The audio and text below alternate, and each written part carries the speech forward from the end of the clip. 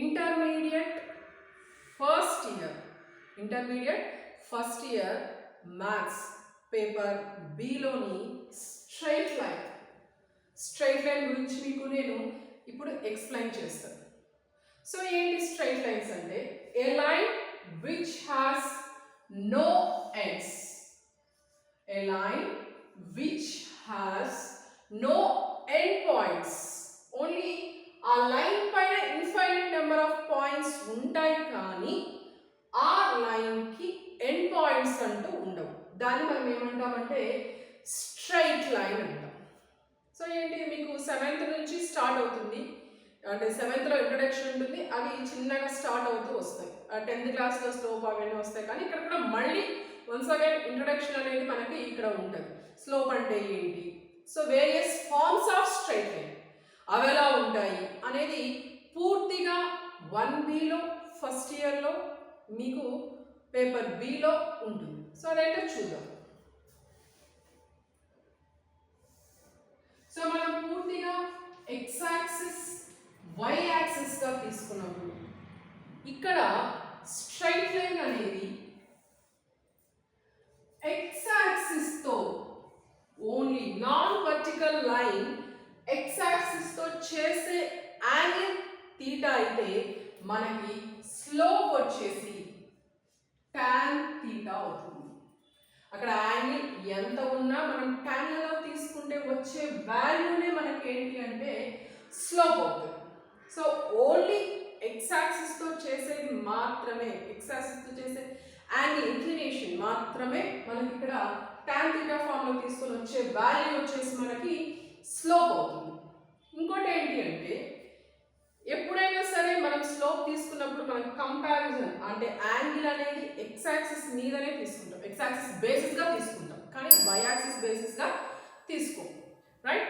ఇంకోటి ఏంటి అంటే ఇక్కడ స్లోప్ గురించి మాట్లాడితే ఎక్స్ యాక్సిస్కి ప్యారలల్గా ఒక స్ట్రైట్ లైన్ ఉంది అనుకుందాం. ఎక్స్ యాక్సిస్కి ప్యారలల్గా ఒక స్ట్రైట్ లైన్ ఉంది అంటే ఎప్పటికైనా సరే స్లోప్ని మనం ఎం వాల్యూతో ఐడెంటిఫై చేస్తాం. ప్లస్ ఎక్స్ యాక్సిస్కి ప్యారలల్గా ఉన్న లైన్ స్లోప్ ఎప్పుడూ కూడా 0 అవుతుంది. ఎక్స్ యాక్సిస్కి ప్యారలల్గా ఉన్న స్ట్రైట్ లైన్ స్లోప్ m, దాని వాల్యూ వచ్చేసి 0 అవుతుంది. అదేవిధంగా వై యాక్సిస్కి ప్యారలల్గా ఉన్న straight line slope we can't define. So అందుకే బేసిక్గా ఎప్పుడైనా సరే స్ట్రైట్ లైన్ స్లోప్ మనం చూడాలి అనుకున్నప్పుడు మనం ఎక్స్ యాక్సిస్ బేస్గానే తీసుకుంటాం. సరే బాగానే ఉంది. ఇక్కడ తీటా వస్తే దాని వాల్యూ tan తీటాగా తీసుకుని వచ్చిన వాల్యూ స్లోప్గా తీసుకుంటాం. అంతేకాకుండా ఎక్స్ యాక్సిస్కి ప్యారలల్గా ఉంటే దాని స్లోప్ m వచ్చేసి 0 అవుతుంది. అంతేకాకుండా వై యాక్సిస్కి ప్యారలల్గా ఉంటే దాని స్లోప్ అనేది మనము కాంట్ డిఫైన్. సో బేసిక్గా మనం ఎక్స్ యాక్సిస్ మీద డిపెండ్ అవుతాం పూర్తిగా. యాంగిల్ అనేది తీసుకొని దాని ఇవ్వాలి. ఒకవేళ యాంగిల్ ఇవ్వలేదు, యాంగిల్ ఇవ్వకుండా ఆ స్ట్రైట్ లైన్ స్లోప్ కనుక్కోవాలి. యాంగిల్ ఇవ్వనప్పుడు దాని మీద any 2 points x1 y1 and x2 y2 ఇలా 2 పాయింట్స్ ఇచ్చినప్పుడు కూడా మనకి స్లోప్ కనుక్కోమంటాడు. అప్పుడు స్లోప్ కనుక్కునేదానికి మనకి ఇక్కడ ఒక చిన్న ఫార్ములా ఉంది. ఏంటి? So m is equals to y2 minus y1 by x2 minus x1 or y2 y1 minus y2 by x1 minus x2. ఎలా రాసినా ఇబ్బంది లేదు. సో ఏంటి, స్ట్రైట్ లైన్ పైన 2 పాయింట్స్ x1 y1 అనేది ఒక పాయింట్, x2 y2 అనేది ఇంకొక పాయింట్. ఇలా 2 పాయింట్స్ ఇచ్చినప్పుడు స్లోప్ కనుక్కోవాలి. ఇందాక ఏంటి అంటే ఎక్స్ యాక్సిస్తో యాంగిల్ ఇస్తే తీటా ఇస్తే ఒకవేళ 30 degrees అయింది అనుకోండి తీటా, tan 30 వాల్యూ వచ్చేసి మనకి స్లోప్ అవుతుంది. అదేవిధంగా అంటే తీటా ఇవ్వకపోయి ఏదైనా 2 పాయింట్స్ ఇచ్చాడు ఒక లైన్ మీద అంటే అప్పుడు స్లోప్ కనుక్కునే దాని ఫార్ములా ఏమవుతుంది అంటే m is equals to y2 minus y1 by x2 minus x1 అన్న రాయొచ్చు, లేదా or y1 minus y2 by x1 minus x2 అంటే y2 మైనస్ y1 అంటే x2 మైనస్ x1 తీసుకోవాలి. లేదు y1 మైనస్ y2 తీసుకున్నప్పుడు x1 మైనస్ x2 తీసుకోవాలి. So ఈ స్లోప్స్ కి ఫార్ములాస్ యాంగిల్ ఇచ్చినప్పుడు tan θ వాల్యూ స్లోప్ అవుతుంది. 2 పాయింట్స్ ఇచ్చినప్పుడు ఈ ఫార్ములాని యూస్ చేసుకొని మనము స్లోప్ కనుక్కుందాం. సపోజ్ స్లోప్ వచ్చేసి 2, 1, 3, 4 అనుకుందాం. 2 పాయింట్స్ స్ట్రైట్ లైన్. అప్పుడు మనకి ఏమవుతుంది slope m is equals to y2 అంటే 4 minus y1 1 by x2 3 minus x1 2. So 4 నుంచి 1 పోతే 3 by 1. So total గా స్లోప్ వాల్యూ ఎంత అంటే 3 వస్తుంది. సో ఈ విధంగా పాయింట్స్ ఇచ్చినప్పుడు మనం ఈ ఫార్ములా యూస్ చేసుకొని దానికి స్లోప్ అనుకుంటాం. స్ట్రైట్ లైన్ ఉంది అంటే దానికి కంపల్సరీ స్లోప్ ఉంటుంది, ఖచ్చితంగా స్లోప్ అనేది ఉంటుంది. అదే యాంగిల్ పరంగా ఇస్తే tan θ యూస్ చేసి స్లోప్ కనుక్కుంటాం. లేదు 2 పాయింట్స్ ఇచ్చినప్పుడు ఈ ఫార్ములా బేసిస్ పైన మనము స్లోప్ అనేది కనుక్కుంటాం. సపోజ్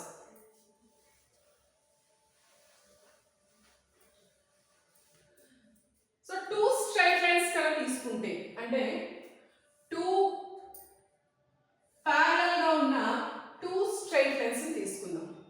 సో దీని స్లోప్ వచ్చేసి m1, దీని స్లోప్ వచ్చేసి m.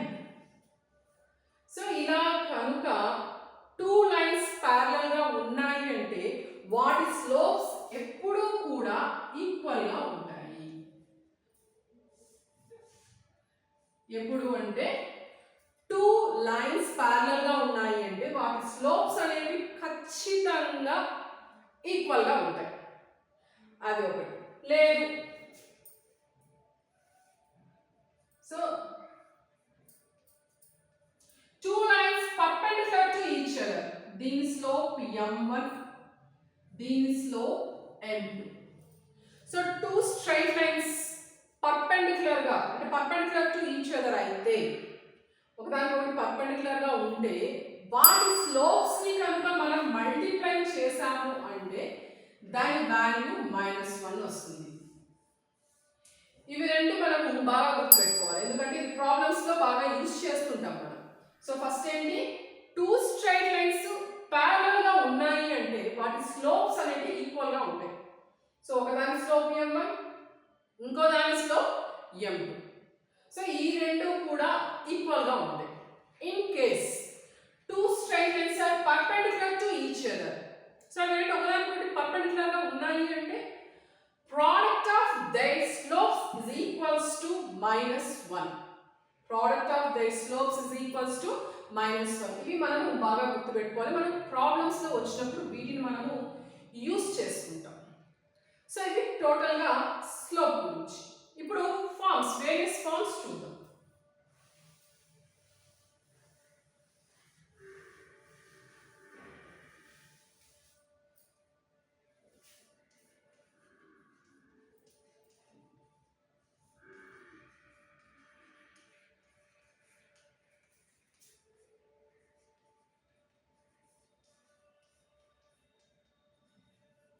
Various forms of straight line.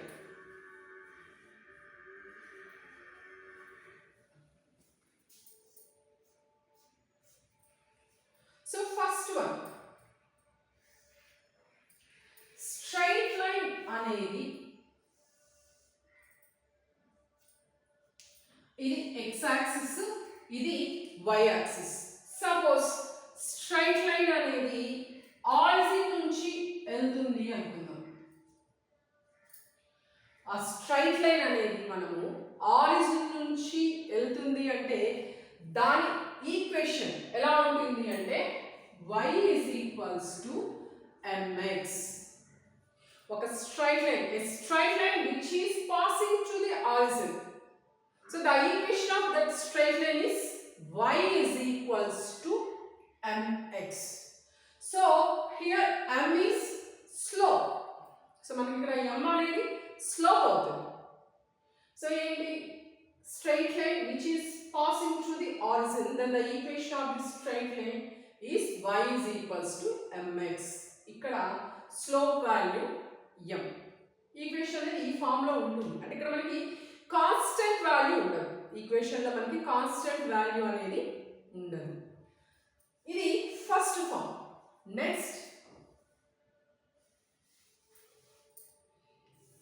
ఇదే స్ట్రైట్ లైన్ కొద్దిగా ఇలా వెళ్ళింది అనుకుంటే, లేదు ఇలా ఎలా అయినా సరే ఆరిజిన్ నుంచి కాకుండా వెళ్తే మనకి second form y is equals to mx plus c అవుతుంది.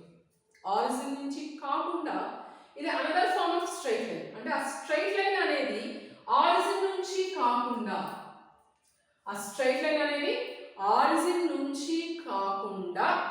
పక్కన ఎక్కడి నుంచైనా వెళ్తూ ఉంటే కనుక దానికి the equation of that type of straight line వచ్చేసి మనకి ఏంటి అంటే y is equals to mx plus c. So దీన్ని మనము స్లో ఇంటర్సెప్ట్ ఫామ్ అంటాం. Slope intercept form. ఎందుకంటే ఇక్కడ స్లోప్ వచ్చేసి m అవుతుంది, ఇంటర్సెప్ట్ వచ్చేసి c. రెండు ఇంక్లూడ్ అయినాయి కాబట్టి ఈ ఫామ్ మనం ఏమంటామంటే slope intercept form. Suppose slope is equals to 2 లేదు √2, c is equals to 3. Find the equation of the straight line అంటారు. అప్పుడు ఈక్వేషన్ ఫార్ములా ఏం రాస్తాం? y is equals to slope ఉంది, ఇంటర్సెప్ట్ ఉంది. అలాంటప్పుడు equation of the straight line slope intercept form. అంటే y is equals to mx plus c. ఇందులో వాటిని సబ్స్టిట్యూట్ చేస్తే సరిపోతుంది. m అంటే √2 ఇచ్చాడు, x ప్లస్ c అంటే 3. ఇది మనకు స్లోప్ ఇంటర్సెప్ట్ ఫామ్ అవుతుంది. సో ఇది వచ్చేసి y is equals to mx plus c. ఇది second form of a straight line. Next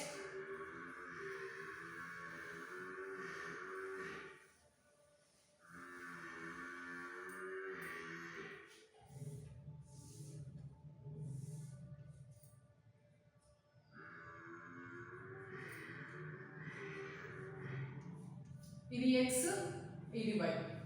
so ఇక్కడ ఏంటి, ఇక్కడ a b అనే పాయింట్స్ దగ్గర టచ్ చేస్తూ వెళ్తే సో దీని ఫామ్ ఏమవుతుంది అంటే ఇది third form, x by a plus y by b is equals to 1. This is third form of straight line. దీన్ని మనము ఇంటర్సెప్ట్ ఫామ్ అంటాం. ఇంటర్సెప్ట్ ఫామ్ అంటే ఏంటి, 0, a 0, 0, b. ఈ 2 పాయింట్స్ అంటే x ఇంటర్సెప్ట్ ఏంటి, x ఏ పాయింట్ దగ్గర x యాక్సిస్ ఇంటర్ చేస్తుంది, a పాయింట్ దగ్గర, y యాక్సిస్ ని b పాయింట్ దగ్గర. సో టోటల్ గా 2 ఇంటర్సెప్ట్స్ ఉన్నాయి. కాబట్టి దీన్ని ఏమంటాము అంటే మనము ఇంటర్సెప్ట్ ఫామ్ అంటాం. సో ఇందులో x ఇంటర్సెప్ట్ a అవుతుంది, అదేవిధంగా y ఇంటర్సెప్ట్ b అవుతుంది. x ఇంటర్సెప్ట్ a అవుతుంది, y ఇంటర్సెప్ట్ b అవుతుంది. సో రెండు ఇంటర్సెప్ట్లు ఉన్నాయి కాబట్టి మనం టోటల్గా దీన్ని ఏమంటాం, ఇందులో మనకి స్లోప్ ఏమి ఇవ్వలేదు, జస్ట్ ఇంటర్సెప్ట్స్ మాత్రమే ఇచ్చాం. సో ఇది ఏమవుతుంది అంటే ఇంటర్సెప్ట్ ఫామ్. అంటే x యాక్సిస్ ని ఒక పాయింట్ దగ్గర టచ్ చేస్తుంది, y యాక్సిస్ ని ఇంకో పాయింట్ దగ్గర టచ్ చేస్తుంది. ఇది ఒక third form of a straight line. ఇది కాకుండా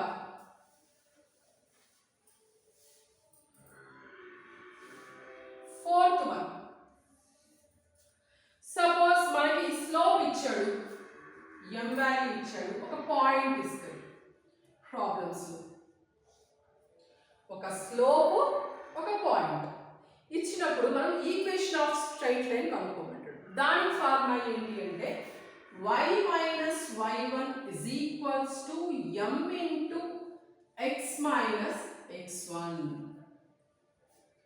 సో y మైనస్ అంటే స్లోప్ ఇస్తాడు ప్లస్ ఒక పాయింట్ ఇస్తాడు, స్ట్రైట్ లైన్ స్లోప్ ఇస్తాడు, అదే స్ట్రైట్ లైన్ పైన ఉన్న ఒక పాయింట్ ఇస్తాడు.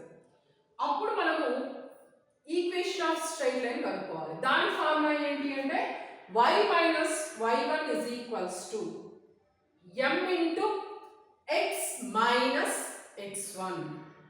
సో దీన్ని స్లోప్ పాయింట్ ఫార్మ్ అంటాం. ఒక స్లోప్ ఉంది, ఒక పాయింట్ ఉంది. సో దీన్ని slope point form. Suppose slope వచ్చేసి 3 ఇచ్చాడు, 2, 4 ఇచ్చాడు పాయింట్. అప్పుడు ఏంటి ఫార్ములా? y మైనస్ y1 అంటే 4 అవుతుంది, 3 ఇంటూ x మైనస్ x1 అంటే 2 అవుతుంది. y minus 4 is equals to 3 into x, 3x minus 3 into 2, 6.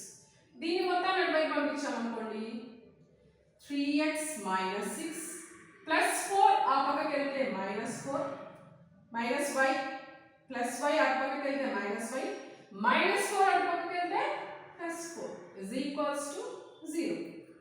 So 3x minus y minus 6 plus 4 వచ్చేసి minus 2 is equals to 0.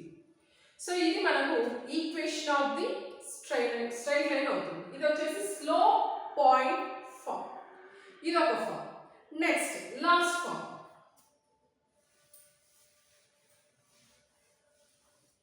So ఏంటి? 2 పాయింట్స్ ఇచ్చినప్పుడు x1, y1, x2, y2.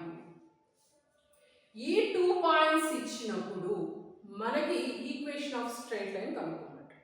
So దానికి ఏంటి formula అంటే y minus y1 is equals to y2 minus y1 by x2 minus x1 into x minus x1. So ఇది 2 point straight line form. So చూడండి, 2 points ఇచ్చాడు, x1, y1, x2, y2. So ఇలా 2 points ఇచ్చినప్పుడు equation of the straight line కనుక్కోమంటే మనం use చేయాల్సిన formula వచ్చేసి y minus y1 is equals to y2 minus y1 by x2 minus x1 into x minus x1. So 2 points ఇచ్చినప్పుడు వాటిని x1 y1 అనుకుంటాం, x2 y2 అనుకుని ఇందులో సబ్స్టిట్యూట్ చేసాము అంటే మనకు స్ట్రైట్ లైన్ ఈక్వేషన్ వస్తుంది. సో ఇది various of straight lines forms. దీని మీద నెక్స్ట్ వీడియోలో మీకు ప్రాబ్లమ్స్ అనేవి చేసి చూపిస్తాను.